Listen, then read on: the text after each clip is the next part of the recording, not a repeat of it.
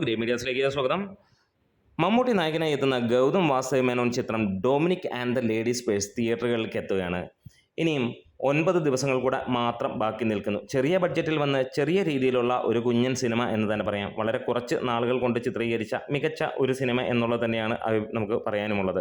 എന്തായാലും സിനിമ ഇപ്പോൾ തിയേറ്ററുകളിലേക്ക് എത്തുമ്പോൾ ഒരു കാര്യം ഉറപ്പിക്കുകയാണ്, ഈ വർഷത്തെ മമ്മൂട്ടിയുടെ ആദ്യത്തെ സൂപ്പർ ഹിറ്റ് ഉറപ്പിക്കാം എന്നുള്ളത് തന്നെയാണ്. അണിയറയിൽ നിന്ന് കിട്ടുന്നതും ഇതുവരെ ലഭ്യമായ കാര്യങ്ങളും അനുസരിച്ച് ഇത് ഒരു നല്ല സിനിമ തന്നെയാണ് എന്നുള്ളതാണ്. കൂടുതൽ അവകാശവാദങ്ങളും കാര്യങ്ങളുമൊന്നുമല്ല, കാരണം മികച്ച രീതിയിൽ തന്നെയാണ് സിനിമയുടെ ഓരോ കാര്യങ്ങളും ചെയ്തിരിക്കുന്നത്. വളരെ ലോ കോസ്റ്റിൽ ചെയ്തിരിക്കുന്ന സിനിമ എന്നുള്ളത് കൊണ്ട് സിനിമയുടെ ക്വാളിറ്റി കുറഞ്ഞിട്ടുമില്ല.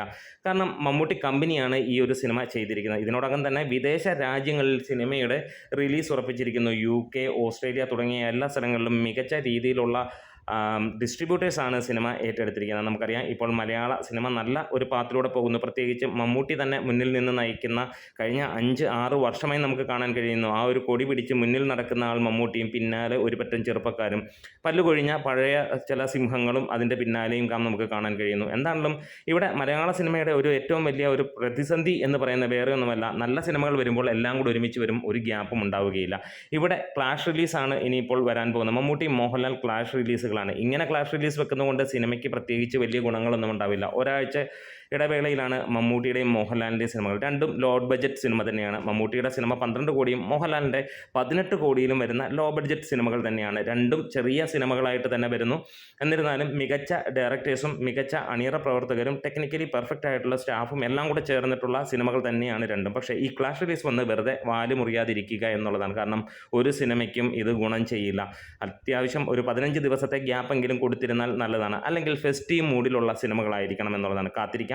എന്താണ് ഡൊമിനിക് ഇത്രയും നാൾ അറിയുന്ന കാര്യങ്ങൾ വെച്ച് പറയുമ്പോൾ നല്ല ഒരു ചിത്രം തന്നെയാണ്. 100 കോടിയിലേക്കൊന്നും പോകുമെന്നല്ല, പക്ഷേ മമ്മൂട്ടിയുടെ മറ്റൊരു സൂപ്പർ ഹിറ്റ് തന്നെയായിരിക്കും ഈ സിനിമ. തുടർച്ചയായി മമ്മൂട്ടിയുടെ വിജയ പട്ടികയിൽ ഒരു സിനിമ കൂടെ വരുന്നു എന്നുള്ളതാണ്. ഇതിനിടയിൽ വില്ലനായി മമ്മൂട്ടിയുടെ തന്നെ മറ്റൊരു സിനിമയും 20 ദിവസങ്ങൾ കഴിയുമ്പോൾ തിയേറ്ററുകളിലേക്ക് വരുന്നു.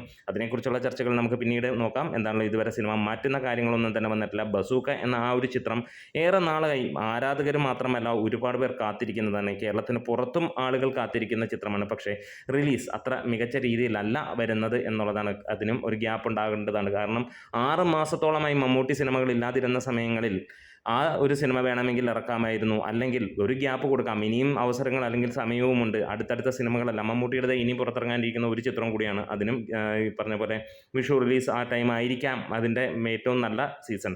എന്നിരുന്നാലും നമ്മൾ ഡൊമിനിക്കിലേക്ക് തിരിച്ചു വരുമ്പോൾ ഇനി 9 ദിവസങ്ങൾ മാത്രം. ഇവിടെ എല്ലാവരും ആ ഒരു സിനിമയ്ക്ക് വേണ്ടി കാത്തിരിക്കുന്നു. പ്രത്യേകിച്ച് ഗോകുൽ സുരേഷ് ഈ സിനിമയുടെ പ്രധാന ഘടകം തന്നെയാണ്. സുരേഷ് ഗോപി നമ്മൾ എങ്ങനെ കാണുന്നു ആ റേഞ്ചിൽ തന്നെയാണ് നമുക്ക് ഗോകുലിനെയും ഇഷ്ടപ്പെടുന്നത്. കാരണം ഒരു വ്യത്യാസവുമില്ല, ഫേസ് ആണെങ്കിലും സംസാരമാണെങ്കിലും എല്ലാ കാര്യങ്ങളിലും എന്താണ് പ്രകടനവും മികച്ച. അതായത് ഫസ്റ്റ് ഹാഫ് വരെ ഉള്ള ഒരു കഥാപാത്രമായി വന്നുവെങ്കിൽ പിന്നീട് ത്രൂ ഔട്ടായിട്ട് ഗോകുൽ ഈ സിനിമയിലേക്ക് വരുന്നു. നമുക്ക് പയ്യെ പയ്യെ ഇഷ്ടപ്പെടുന്ന നായകനായി വരികയാണ് ഗോകുലും. എന്തായാലും മമ്മൂട്ടി ഗോകുൽ സുരേഷ് ഒരുമിക്കുന്ന ഈ ഒരു സിനിമ വലിയ ഒരു വിജയം തന്നെ ആയിരിക്കുമെന്നുള്ള പ്രതീക്ഷയാണ്. സിനിമ വരട്ടെ, ബാക്കി അഭിപ്രായങ്ങളും കാര്യങ്ങളും ഒക്കെ ആയിട്ട് നമുക്ക് വരാം. നമ്മുടെ വീഡിയോസ് ഇഷ്ടമായെങ്കിലും സപ്പോർട്ട് ചെയ്ത് തരിക. Great medias.